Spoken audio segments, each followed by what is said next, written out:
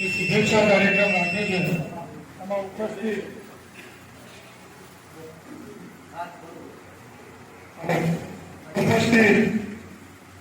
મુખ્ય મહેમાન એવા ઝાકીરભાઈ, કામરાજભાઈ, મનસુખભાઈ, સર્વે મંચસ્થ આગેવાનોના વિવિધ આગેવાનો, સરપંચશ્રીઓ,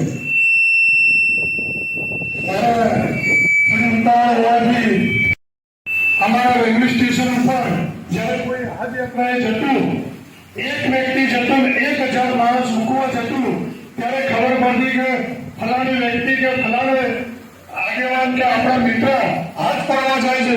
અને અત્યારે એટલું ફાસ્ટ ટ્રાન્સપોર્ટેશન થઈ ગયું છે અને સરકાર તરફથી પણ વિવિધ જે પોર્ટલો જાહેર કરવામાં આવ્યા છે. એટલે પહેલું હાજ પડવું એટલે ઘણી મોટી બાબત કહેવાતી, કારણ કે જે સુખી સંપન્ન માણસ હોય એ જ હજનું વિચારી શકતા.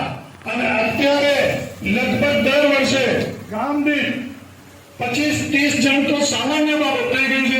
અને કુટુંબ સાથે પહેલા હાજ પડવા જતા એટલે ઓવર એમ કહેવાય કે 50 વર્ષ ઉપરની ઉંમરના લોકો જ જતા. અત્યારે તો 25-30 વર્ષના યુવાનો પણ હાથ પડવા જાય. એ ખરેખર ધન્યવાદનો પાત્ર છે. જેમ અમારા હિન્દુ સમાજની અંદર 4 ધામની યાત્રા ખૂબ મહત્વની છે, એમ હાજ એ પણ એક નસીબની બાબત છે.